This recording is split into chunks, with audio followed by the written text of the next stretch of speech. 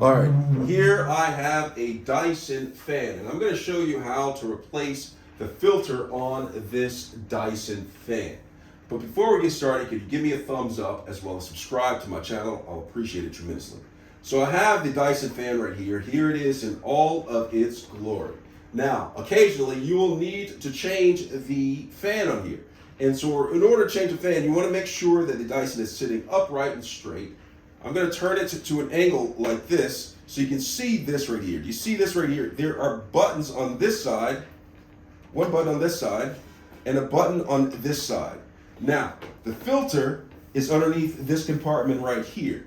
And what I want to do is I want to take off this guard right here so I can access the filter. So what I'll do is I'll take my fingers and press on either one of these buttons right here and then pull up. So let me show you from this side. Okay, so I'm going to have my finger on this button and the finger on the button on the other side.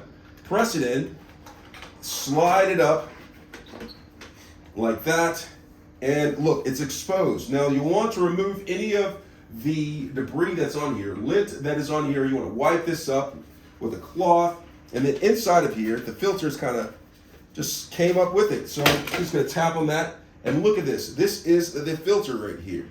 You want, if you're trying to replace it or clean it right here, I just took it off. You can wipe it down, and then replace it with a clean filter. All right, and then a clean filter, you just go ahead and slide it back down on it with, you have a clean filter, new filter, fresh filter. Slide it back down, and then take this guard right here and slide it down accordingly. Remember that the buttons have to come on this side like that. So take this, slide it, and it'll snap into place like that. All right, and that is how you replace the filter on a Dyson fan. I hope this video was helpful. Thanks a lot for watching.